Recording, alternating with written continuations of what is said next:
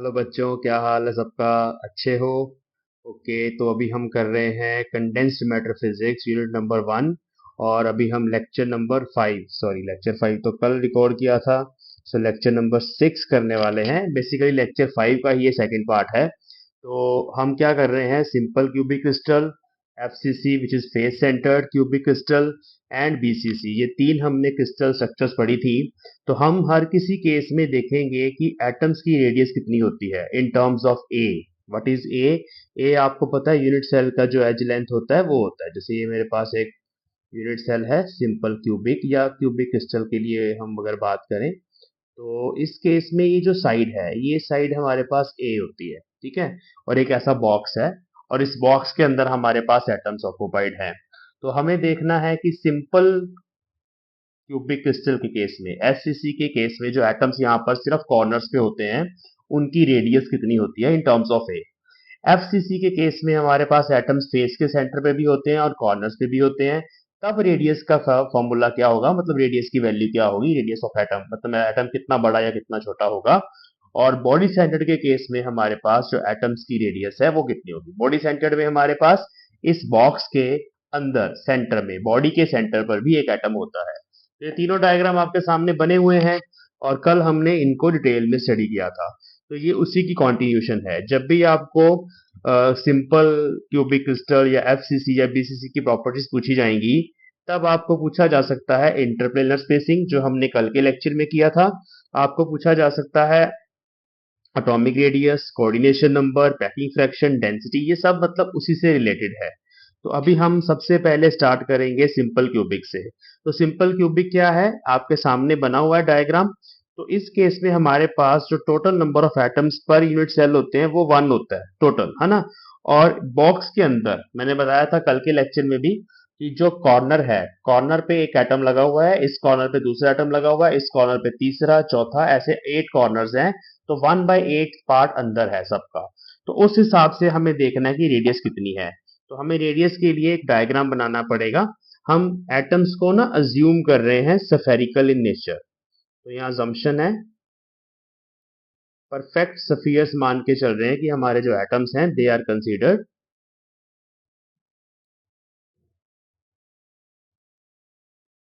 कैसे कंसीडर करना है, किस शेप के हैं वो? Hard spheres. तो हमें ना कुछ असम्पशन माननी पड़ती है। देखो, एटम्स वैसे तो आपको पता है कि न्यूक्लियस उसके अंदर होता है जो बहुत ही छोटा होता है as compare to the size of atom. और एटम के अंदर हमारे पास इलेक्ट्रॉन्स हैं जो वेव लाइक नेचर भी जिनका होता है। बट अब सॉलिड स्टेट फिजिक्स में जब हम स्टडी कर रहे हैं तो आप उस सारे फिनोमिना को कंसिडर नहीं कर सकते। आपको एटम को एक स्फेरिकल नेचर का मानना पड़ेगा, और हमें रेडियस उस हिसाब से निकालनी है कि हमारे जो एटम्स हैं वो किसी क्रिस्टल के अंदर कैसे पैक्ड हैं, वहां तक हमें पहुंचना है। डेंसिटी भी निकालनी है, और पैकिंग फ्रैक्शन होता है कि हमारा जो क्रिस्टल है वो डेंस कितना है, मतलब number of volume of atoms कितना है और वॉल्यूम ऑफ यूनिट सेल कितना है। तो वो जो रेशो होती है अभी हम डिफाइन करेंगे। तो ये जो पैकिंग फ्रैक्शन तक हम जब पहुंचेंगे उसके लिए हमें रेडियस चाहिए। तो हम हार्ड से फियर्स मान के चल रहे हैं। तो पहला हमारा केस है सिंपल क्यूबिक क्रिस्टल। तो ये डायग्राम देखिए, ये मैं फ्रंट वाला जो फेस है, सिर्फ एक फेस बनाएंगे, इसमें सारा यूनिट सेल नहीं बनाने की जरूरत हमें। ये एक फेस है, इसमें ये साइड भी ए होती है हमारे पास, और ये साइड भी हमारे पास ए होती है, ठीक है। अब यहाँ पर इस कॉर्नर पर भी एक एटम का सेंटर है और इस कॉर्नर पर भी एटम का सेंटर है। तो अगर मैं एटम को ड्रॉ करूं स्फेरिकल शेप में, अज्यूम करें हम, एक सफियर यहां लग जाएगा, एक सफियर यहां लग जाएगा। ऐसे ही नीचे वाले पार्ट में इसको सेंटर मान लेंगे हम। हर कॉर्नर पे एक एटम है ना, इस हिसाब से।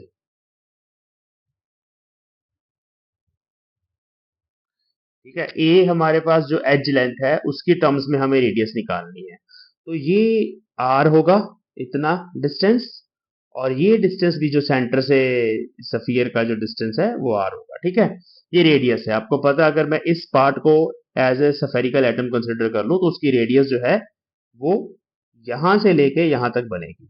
और आपको देखने से पता चल रहा है साफ साफ कि यहां से लेके यहां तक टोटल डिस्टेंस हमारे पास 2r है, 2r।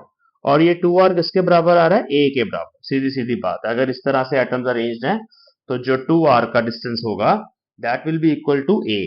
तो यहां से सिंपली रेडियस आ जाएगी विच इज a/2। तो सिंपल क्यूबिक के केस में तो बहुत आसान है, हमने रेडियस को इन टर्म्स ऑफ a लिख दिया। अब हम बात करेंगे FCC स्ट्रक्चर की। अब FCC स्ट्रक्चर में क्या होगा, पहले हम सेम डायग्राम देखते हैं, ध्यान से समझिए। तो हमने एक स्क्वायर बना लिया, फिर से ये फ्रंट फेस आप मान सकते हैं आप, फिर से ये वाला फेस, ठीक है। यहाँ पे अभी आपके पास इस फेस पे यहाँ एक एटम है, इस कॉर्नर पे एक एटम है, इस कॉर्नर पे एक एटम है, एक यहाँ है, लेकिन इसके सेंटर में यहाँ पर भी एक एटम है, ठीक है। तो अब उसको मैं यहाँ ड्रॉ कर रहा हूं, ध्यान से देखिए। हम यहाँ पे डायगोनल बना देंगे यहाँ पे ऐसे, और इस डायगोनल के अलोंग अब 3 एटम्स आने वाले हैं, सफियर मान के चलो आप, ठीक है। आपने क्या करना है, यहां से लेके यहां तक इसको 4 हिस्सों में डिवाइड करना है। याद रखना है एफसीसी के लिए कैसे, एक सेंटर वाला एटम जो हमारे पास होता है हर फेस के सेंटर पे, उसको बना लेते हैं, ठीक है। ये हो गया मेरे पास, इसको शेड कर देते हैं। एक एटम इसको सेंटर मान के, इस पॉइंट को सेंटर मान के बनाएंगे जो कॉर्नर वाला है, और एक एटम यहां पे बनाएंगे। ये ध्यान रखना हम एटम्स को सफियर मान के चल रहे हैं, ये सर्कल्स नहीं है, सफियर्स हैं, बॉल्स हैं, और उनका जो हमें साइज बनाना है ऑलमोस्ट सेम बनाना है। एग्जाम में भी ध्यान रखना इस चीज का। इसको मैंने सेंटर माना, ठीक है। तो इनको मैंने तीनों को शेड कर दिया। इस कॉर्नर पर भी एटम है, बना सकते हैं, इस कॉर्नर पर भी एटम है, बना सकते हैं, बट मुझे अभी बनाना नहीं है क्योंकि मुझे इसको सॉल्व करने के लिए सिर्फ इतना ही डायग्राम चाहिए। तो हमें पता है कि ये डिस्टेंस हमारा a है, यहां से लेके यहां तक, और ये भी a है ना, एज लेंथ या लैटिस पैरामीटर। पाइथागोरस लगा देंगे, यहां से लेके यहां तक डिस्टेंस जिसको हम बोल देंगे ए बी। तो इस केस में जो डिस्टेंस ए बी है वो आ जाएगा under root a square plus a square, ठीक है, which is 2a² under root which is √2a। Simple है। और इन टर्म्स ऑफ रेडियस देखते हैं, तो in terms of radius blue colour से देखिए, ये रेडियस हमारी r है, यहां से लेके यहां तक पूरा डायमीटर बन गया विच इज 2r, और फिर ये आगे हम चले गए, ये रेडियस भी r है, ठीक है। Simple simple diagram. टोटल कितना डिस्टेंस हो गया, ये a b distance in terms of r, a b in terms of r हो गया मेरे पास 4r। तो ये दोनों हमें इक्वेट करने हैं, तो यहाँ पे आ जाएगा 4r is equal to √2a, this will give you, यहाँ पे आ जाए r is equal to √2a/4, और इसको आप ऐसे लिख लेंगे, जो हमारा √2 है ऐसे ही रहने देंगे इसको, नीचे आप 4 है उसको आप ब्रेक कर लो, सो 2 इंटू √2 ठीक है। तो ऐसे सिंप्लीफाई करने के लिए, तो अभी रेडियस हमारे पास आ गई है, अगले पेज पे लिख लेते हैं RFCC विच इज a/2√2, ठीक है। ये देख लीजिए a/2√2, ठीक है। तो ये बड़ा सिंपल सा था, ऐसे हमें निकालना है।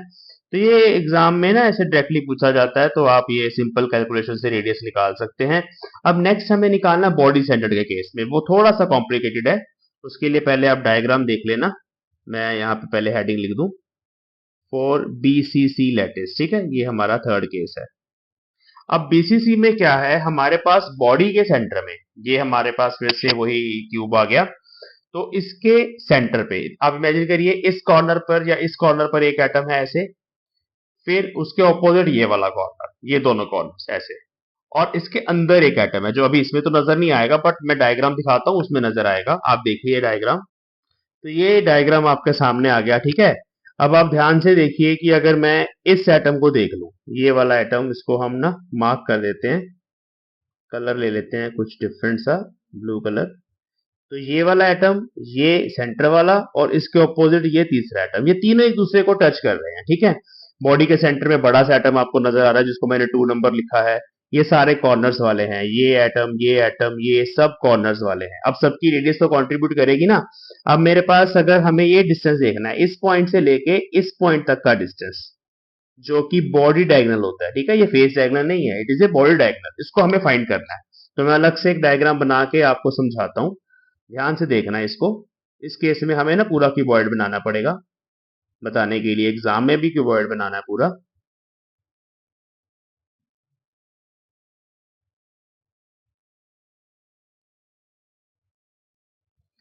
तो हमारे पास यहाँ पर इस पॉइंट को इस पॉइंट से जब हमें ज्वाइन करना है, ये वाला डिस्टेंस हमें देखना है। इसमें 3 एटम्स है मेरे पास, इस डिस्टेंस में मेरे पास 3 एटम्स हैं। एक यहाँ पर है पूरे बॉडी के सेंटर में, एक यहाँ पर है जिसका कुछ हिस्सा अंदर है बाकी हिस्सा बाहर है, और एक यहाँ पर है। तो ये टोटल डिस्टेंस जो बनेगा 4r बनेगा, यहां से लेके यहां तक ये डिस्टेंस r, फिर इसका सेंटर आ गया, ये डिस्टेंस 2r, और फिर ये डिस्टेंस r। ठीक है, तो इसको a बोल दो, इसको b बोल दो, तो आप साफ साफ समझ सकते हैं कि ए बी डिस्टेंस अभी भी मेरे पास कितना है, 4r। ये बॉडी डायगोनल है, वो फेस डायगोनल था, वहां फेस के सेंटर में एटम था, यहाँ बॉडी के सेंटर में एटम है, तो ये बॉडी डायगोनल है। ठीक है, अब हम इसको इन टर्म्स ऑफ ए देखेंगे। तो ये साइड ए है मेरे पास, यहां से लेके यहां तक ये साइड ए है, और ये साइड भी ए है। ठीक है, तो आपको पता ही है, बड़ा सिंपल है। पहले मैं इनको ज्वाइन कर देता हूं। तो ये साइड जो मैंने अभी येलो कलर में लिखी, पाइथागोरस लगा देंगे, यहाँ 90 डिग्री का एंगल है, तो ये बन जाएगा अंडर रूट ए स्क्र प्लस ए स्क्र, तो बन जाएगा अंडर रूट 2a। और फिर ये और ये फिर से 90 डिग्री पे है यहाँ पे, तो मेरे पास जो टोटल डिस्टेंस निकलेगा ए बी, वो आप ऐसे भी लिख सकते हो, अंडर रूट ए स्क्र प्लस ए स्क्र, तो which is root 3a। Simple है, ठीक है, ये आ गया। अब दोनों को इक्वेट कर देंगे, फिर से दोनों ए बी बराबर हैं, तो 4r is equal to root 3a, और r is equal to root 3/4a in case of BCC। ठीक है, बस ये तीन अभी हमने पहले एटॉमिक रेडियाई निकालनी थी, वो हमने फाइंड कर ली। अब हमें पैकिंग फ्रैक्शन को समझना है।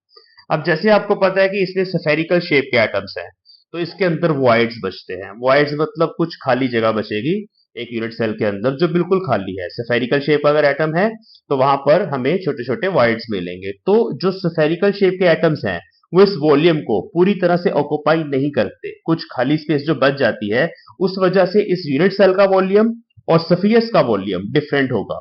सफियस का वॉल्यूम जिसके अंदर है सफियस, वो कम होगा, और जो हमारे पास यूनिट सेल है उसका वॉल्यूम ज्यादा होगा। तो अभी हमें वो देखना है कि पैकिंग फ्रैक्शन जो है वो इन दोनों वॉल्यूम्स की रेशियो है। तो बहुत इंपॉर्टेंट है पैकिंग फ्रैक्शन की डेफिनेशन, इनको कैलकुलेट करना। पैकिंग फ्रैक्शन, सो इसको हम स्मॉल p से डिनोट करते होते हैं, तो पहले हम इसका फॉर्मूला लिख लेते हैं। सो p is ratio of the volume occupied by atoms in unit cell upon volume of unit cell। ठीक है, सो अभी हम सिंपल क्यूबिक क्रिस्टल की बात करेंगे, तो हमें निकालना है पहले एटम्स का volume. So what is volume of each atom, that is 4/3 pi r cube considering it as a sphere. इसमें हम r की वैल्यू बाद में पुट कर देंगे। Number of atoms in unit cell, हाँ जी बताओ कितने होते हैं सिंपल क्यूबिक में, n कितना होता है 1। तो टोटल वॉल्यूम हमारे पास एटम्स का आ जाएगा, volume of atoms is n into 4/3 pi r cube, जो कि सेम ही आ जाएगा 4/3 पाई आर क्यूब। तो हमें अभी यहाँ पे p में ऊपर ले लेना है 4/3 पाई आर क्यूब, और नीचे ले लेना है वॉल्यूम ऑफ यूनिट सेल। अब उसकी साइड a है तो हमारे पास a क्यूब आएगा। r को a/2 पुट करना है, हमें पता है सिंपल क्यूबिक में रेडियस a/2 है, r की वैल्यू, तो यहाँ आ जाएगा a cube by 2 cube which is 8 divided by a cube. तो a क्यूब से a क्यूब कैंसिल हो जाएगा, यहाँ ये कैंसिल हो जाएगा, 2 आ जाएगा, तो आंसर इज π/6। सो इस केस में जो पैकिंग फ्रैक्शन आई है वो π/6 आई है, विच इज 3.14 डिवाइड बाई 6। इसको आप कैलकुलेट करोगे इट विल बी 0.523 ये वैल्यू है, ठीक है। तो packing fraction for simple cubic crystal is 0.523। क्या मतलब है इसका? इसको 100 से मल्टीप्लाई करके देखो तो बनेगा 52.3%। मतलब सिंपल क्यूबिक क्रिस्टल में सिर्फ हाफ ऑफ द वॉल्यूम, या अप्रोक्सीमेटली हाफ, या ना 50% के आसपास है, तो 50% वॉल्यूम ही है जो एटम्स ने घेरा हुआ है, बाकी खाली है। तो ये बताता है कि भाई एटम्स कितना क्लोज हैं, कितना हमारा क्रिस्टल डेंस है, डेंसिटी भी यहीं से रिलेट होती है, ठीक है। तो ये याद रखनी है वैल्यू और कैलकुलेट करना है। उसके बाद अब हम कैलकुलेट कर लेते हैं पैकिंग फ्रैक्शन ऑफ FCC। ये हमारे पास सेकंड केस है, ठीक है। तो उस केस में फॉर्मूला दोबारा से नहीं लिखना, 4/3 पाई आर क्यूब। अब number of atoms per unit cell FCC के कितने होते हैं? 4 होते हैं, मैंने कल बताया था, क्योंकि हर एक कॉर्नर वाला एटम 1/8 कॉन्ट्रीब्यूट करेगा, टोटल एक एटम बनेगा। हर फेस के सेंटर वाला एटम हाफ कंट्रीब्यूट करेगा, 6 फेसेस हैं तो 3 एटम वहां से बनेंगे। तो यहाँ पर जो कैपिटल N होता है हमारा वो 4 होता है और नीचे A क्यूब आएगा। अभी रेडियस निकाला हमने FCC का, उसका फॉर्मूला था A/2√2। इसको हम वहां पुट कर देंगे तो आंसर आ जाएगा 4/3 पाई। तो A का क्यूब करेंगे यहाँ पर, ऊपर R की वैल्यू A/2√2 पुट कर रहा हूँ मैं, नीचे 2 जो था उसका क्यूब करेंगे 8 आएगा, और √2 का भी क्यूब करना है तो √2 इंटू √2 इंटू √2, ठीक है, ये क्यूब कर दिया मैंने, ठीक है। इंटू ये वाला 4 है, डिवाइडेड बाय A क्यूब है। तो ऐसे सिंपल कैलकुलेशंस हैं, ये आप खुद भी कर सकते हो। तो यहाँ से 4 है, यहाँ 8 है, तो 2 कट गया, यहाँ पर 2 बचा, ये वाला 2 इन दोनों से कट गया, तो आंसर आ गया π/3√2, ठीक है। ये हमारे पास आंसर आया। इसकी वैल्यू होती है 0.74। तो मतलब 74% of the volume is occupied by the atoms in case of FCC, ठीक है, ये इसका मतलब है। अब हम लास्ट में BCC का देखते हैं, और फिर ये ना एग्जाम में क्वेश्चन पूछा जाता है कि सबसे ज्यादा पैकिंग फ्रैक्शन किसकी होती है। चलिए, तो इस केस में भी 4/3 पाई आर क्यूब। अब इसमें रेडियस कितनी आई थी हमारे पास, लेट अस सी, √3/4 A, इसका क्यूब करना है, तो √3/4 A का क्यूब करना है।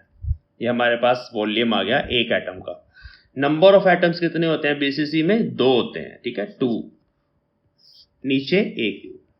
तो A क्यूब तो भाई साहब इससे कट जाएगा, बाकी आपको सॉल्व करना है, तो बहुत आसान है। ये 4/3 पाई, अब ये √3 का क्यूब करना है, तो 3 आ जाएगा और साथ में √3 आ जाएगा, ठीक है। और नीचे हमारे पास 4 का क्यूब आएगा, 4 का क्यूब इंटू 2, तो यहाँ क्यूब कट गया, स्क्वायर बचा, 3 से 3 कटा, ये बन गया 2√3 π/16, ये भी कटेगा यहाँ 8, ठीक है। तो इसको जब आप सॉल्व करेंगे तो ये आ जाएगा 0.68। मतलब 68% of the volume is occupied by atom, ठीक है। ये पैकिंग फ्रैक्शन है इसकी इन केस ऑफ BCC। तो ये सारे आपने ना वैसे भी याद रखने हैं, कई बार डायरेक्ट क्वेश्चन भी आ जाता है। कौन सा सबसे ज़्यादा डेंस है? आप वैल्यूज देखिए, 0.68 है ये 0.74 आई थी इन case of FCC, simple cubic में 0.52 आई है, सबसे बड़ी वैल्यू 0.74 है FCC। So the packing fraction of FCC is greater than packing fraction of BCC, और सबसे कम है सिंपल क्यूबिक की, ठीक है। तो ये भी आप याद रखना। तो ये हमारा दूसरा पैरामीटर, जो दूसरा हमारा कैरेक्टरिस्टिक था, पैकिंग फ्रैक्शन, जो हमें बताता है कि भाई एटम्स कितने ज़्यादा क्लोज हैं किसी यूनिट सेल के अंदर और खाली जगह कितनी है, वो हमें निकाल लिया। अब हमें करना है लास्ट में डेंसिटी, हर किसी केस में डेंसिटी फाइंड करनी है। लेट अस डू, ओके, तो let us do that. Let m be the atomic mass. अब अगर आपका यूनिट सेल मॉलिक्यूल से बना है तो ये मॉलिक्यूलर मास भी हो सकता है।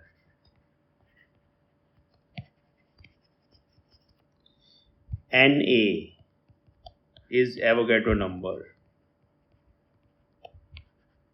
ठीक है। तो ये एवोगैड्रो नंबर क्या होता है? ये होता है कि भाई हमारे पास 6.023 इंटू 10⁻23 जो हमारे पास नंबर ऑफ पार्टिकल्स हैं, उनका मास ग्राम्स में कैपिटल M में दिया जाता है, ठीक है।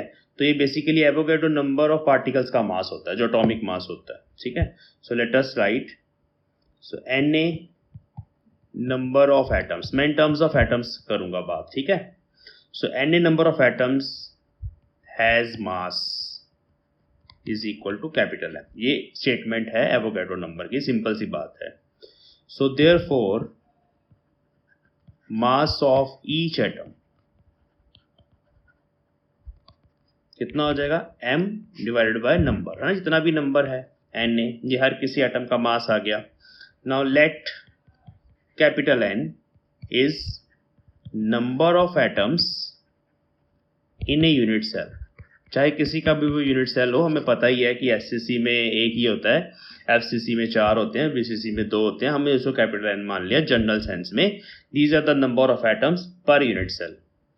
तो हमें अब इनका मास देखना है, therefore mass of n atoms क्या बनेगा, सिंपली ये एक एटम का मास है, हमारे पास एक यूनिट सेल में n एटम्स हैं कैपिटल N, तो हम दोनों को मल्टीप्लाई कर देंगे, capital M into capital N upon Na। समझ लेना यहाँ पर कि जो कैपिटल N है वो एक यूनिट सेल के अंदर कितने एटम्स हैं, ये वो है, मैं यहाँ लिख देता हूँ, N SCC is 1, N FCC is 4, हम कर चुके हैं ना, N BCC is 2, वो हम पुट कर सकते हैं यहाँ पर जब हम लास्ट में पहुंचेंगे, और Na तो एवोगैड्रो नंबर है।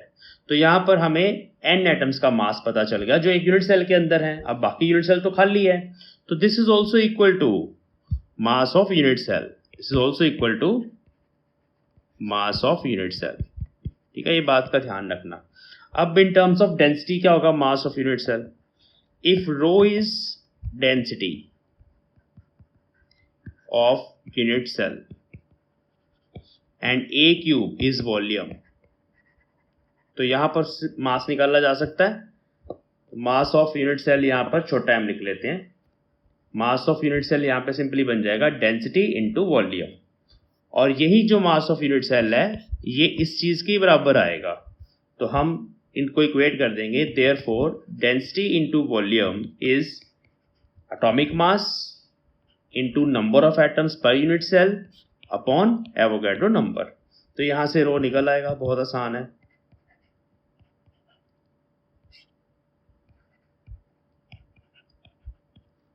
तो ये हमारी डेंसिटी है, और डेंसिटी साफ साफ नजर आ रहा है कि ये डिपेंड करती है number of atoms per unit cell पे, ठीक है जी। अब एक प्रॉब्लम कर लेते हैं, मैं स्टेटमेंट लिखता हूँ, उस प्रॉब्लम से आपको सब समझ आ जाएगा। Late us do.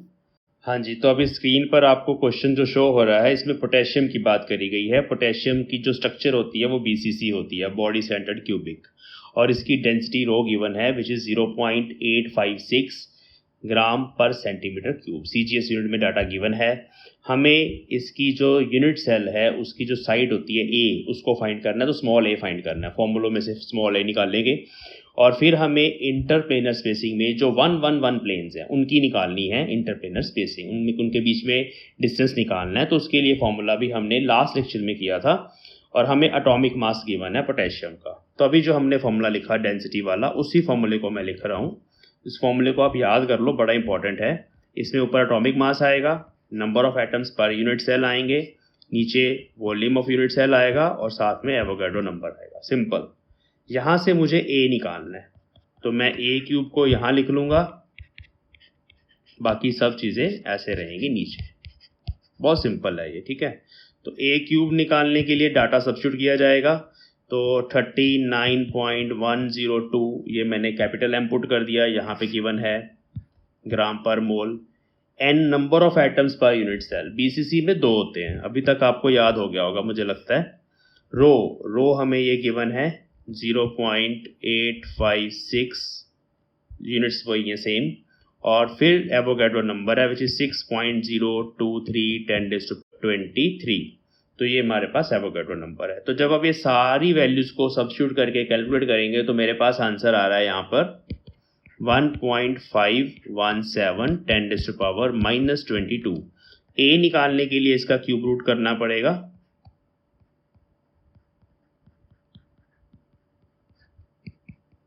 तो आंसर आ जाएगा 5.333 इंटू 10⁻⁻8 सेंटीमीटर, और इसको इन टर्म्स ऑफ एंगस्ट्रॉम भी लिखा जा सकता है 5.333 एंगस्ट्रॉम, ठीक है। तो ये हमारे पास ए आ गया, ठीक है। बहुत सिंपल क्वेश्चन है, जो अभी फॉर्मूला करा है वहां से ए निकालने के लिए भी पूछ सकते हैं और डेंसिटी भी पूछ सकते हैं अगर आपको ए गिवन है। स्ट्रक्चर पता होनी चाहिए, जैसे बीसीसी दे दिया तो वहां से capital N number of atoms per unit cell हमें पता चल जाता है। अब हमें निकालना है इंटरप्लेनर स्पेसिंग, जिसके लिए ये फॉर्मूला है DHKL is equal to A upon under root H square plus K square plus L square. A की वैल्यू अभी हमने फाइंड करी है, उसको हम डायरेक्टली यहाँ पर एंगस्ट्रॉम्स में भी पुट कर देंगे और नीचे आ जाएगा √3। तो सॉल्व कर लेंगे तो आंसर आ जाएगा 3.08 एंगस्ट्रॉम, ठीक है। तो ये इंटरप्लेनर स्पेसिंग है 111 प्लेन्स की। तो देखो कितना आसान है, ये कैसे एक दूसरे से रिलेटेड है। तो इस तरह का क्वेश्चन पूछा जा सकता है, तो आई होप आप समझे। तो अभी आप अगर बीएससी के बच्चे हो फाइनल ईयर के, या आप इंजीनियरिंग फिजिक्स पढ़ रहे हो, बीटेक के स्टूडेंट्स हो, तो ये सब्जेक्ट आपके लिए इंपॉर्टेंट है। आप मेरे लिए एक काम करिए, मुझे हेल्प करिए, सपोर्ट करिए कि आप इस वीडियो को अपने क्लासमेट्स के साथ शेयर कर दीजिए, इस प्लेलिस्ट को शेयर कर दीजिए और कमेंट सेक्शन में लिखिए कि आपको लेक्चर कैसे लग रहे हैं। So we will meet in the next class. Thanks for watching.